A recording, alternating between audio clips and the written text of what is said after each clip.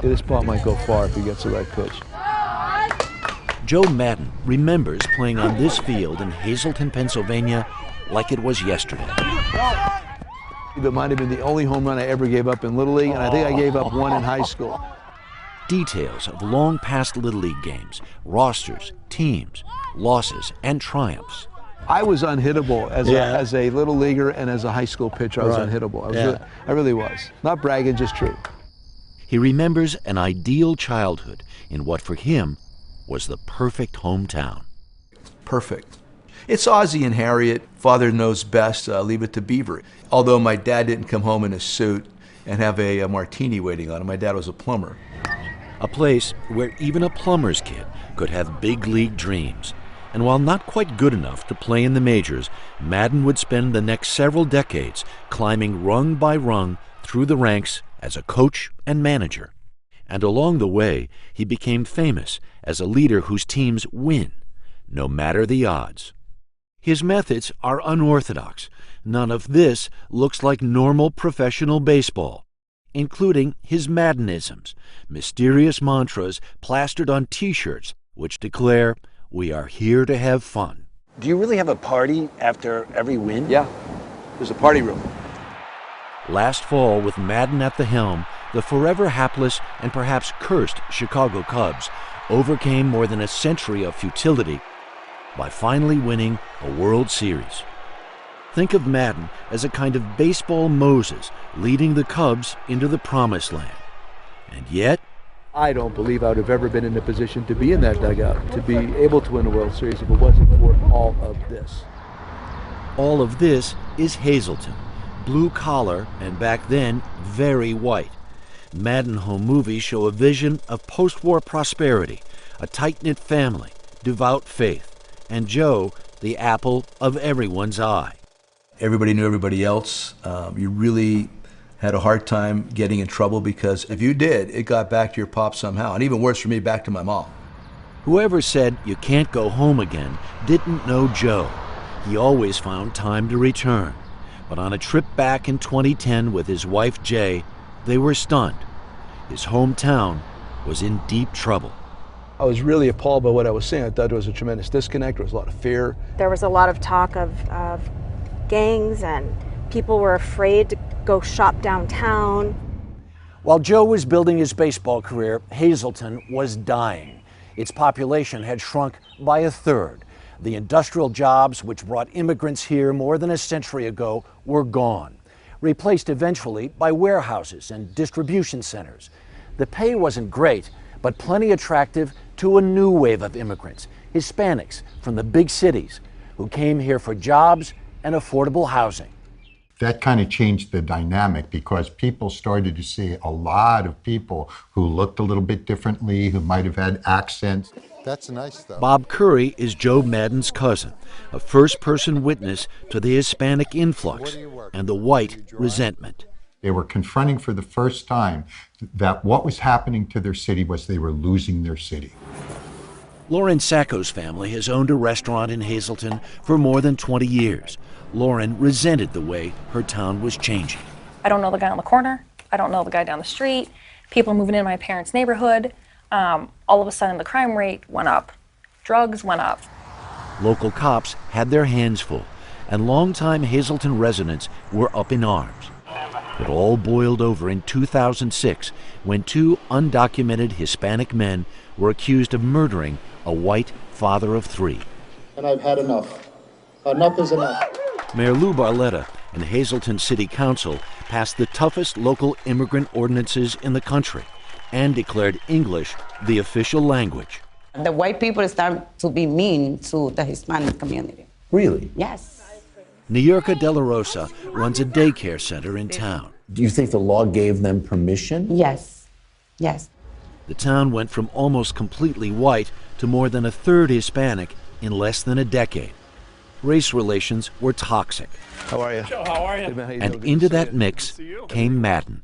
I just knew that I didn't like it because it was not that place, this utopian place that I grew up. Joe thought what was happening to Hispanics in Hazleton was no different from the reception his grandparents' generation received when they arrived from Italy and Poland. What kind of prejudice would your grandparents have faced coming into Pennsylvania? Language, music, dirty kids, kids are bad, nobody's there to control them. I mean, we heard all that stuff, and you hear the same thing now. Joe wanted to meet with local Hispanics in order to see the Hazleton they were living in. Joe Maddon came. He was invited to New Yorker's house. What was that like? And I was treating him like anybody that was a guest in my house. I didn't know he It was a night of kids, food, and family chaos. And everybody's laughing, having a great time. I mean, absolutely having a great time. And that's when it hit me. My God, this is exactly what my house used to look like in the 50s and the 60s. Joe's thought in a single sentence crystallized what we had been thinking. There is no problem here. This is how we grew up.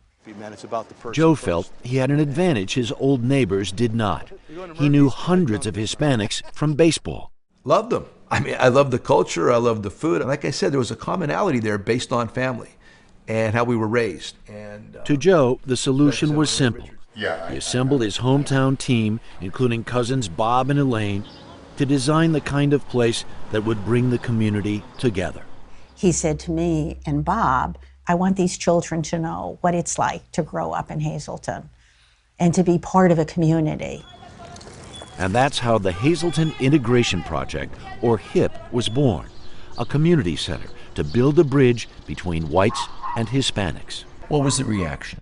obviously not strong among the locals, the people that I had grown up with. A lot of them, Joey, what are you doing? I was just like everybody else. And I was like, oh, another thing for someone else. What about us? We've been here. We're born and raised here. I don't get a center. I don't get a place. Joe's determination and charisma created an irresistible force. There's the family priest, there's the Pope, and there's Joe Maddon, somewhere above that. After countless conference calls, fundraisers, and board meetings, Maddon opened HIP's first community home, the Hazleton One Center. Everyone was welcome. 1,000 people pour through the doors every week, busy with preschool and after-school classes, ESL and citizenship instruction. Kids play sports, get a hot meal, and get a taste of what Joe Maddon's Hazleton is all about. When you come and see our Hispanic kids in our center, I tell my folks back home, they speak better English than you do, I promise you. They know their tenses a lot better, and they don't say yous. Amanda Lara is the Assistant Education Director at HIP. She never dreamed there'd be a place like this in her hometown. It builds a sense of belonging for people who have felt ostracized for so long. And then it helps facilitate the necessary unity that we need in this town. Believers are beginning to outnumber doubters. Local businesses are providing goods and services to HIP, even a brand new playground. Lauren Sacco changed her view on the newcomers too. If they were not here, you'd be driving through a ghost town. She used the HIP Community Center to get her menus translated into Spanish. We're now serving 100% of the community versus just 50% of it. And as for business? The last 3 years have been the best 3 years that we've had. The not-so-subtle shift in attitude has carried over to a local bank, which just last year hired its first Hispanic employee, Ivelisse Eufrasio. You say, oh my God, finally somebody speaks Spanish. Yes, Spanish. Have your bosses said you make a difference here because you can communicate? Well, they are. Yes? Yes. Yeah. Yes. And across town, business is on the upswing. 53 new businesses in the last 3 years. And major crime is down, the lowest numbers in a decade. You're seeing a tremendous attitude adjustment in our hometown. It's getting better by the day, actually. And as for Hispanics, Hazleton still feels like a land of opportunity. When Jose Fuentes came to Hazleton 10 years ago, the Salvadoran refugee sold tomatoes on the street. This is beautiful, man. This is beautiful. I promise you. His market is a gleaming showplace of entrepreneurial spirit. Is this your American dream? Yes. Yes. Let there be no doubt, bridging Hazleton's divide is still a work in progress. Today, the city is more than 50% Hispanic. Some whites we met are still displeased, but Maddon is emphatic. Hispanics are the future. Because they're going to save our town, And you have two options right here. Either get on board and help us, or just, you're going to die. And when you die and go away, then you're going to get out of the way. You're not going to be part of the problem anymore. So it's either help or die. Come on, Kevin! These days, Joe likes what he sees in Hazleton, especially on the fields where he used to play. What's the difference you see? Names on the backs of the jersey. I'm Yeah. seeing some Guzmans, Florentinos. There's a couple Wisniewskis out Yeah, here. I saw that too, but there's Cologne over here. I love it. I played right here.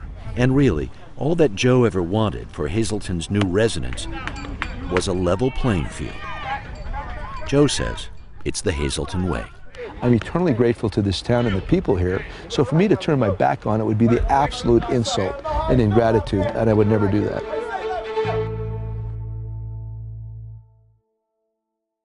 Hey, NBC News fans, thanks for checking out our YouTube channel. Subscribe by clicking on that button down here, and click on any of the videos over here to watch the latest interviews, show highlights, and digital exclusives.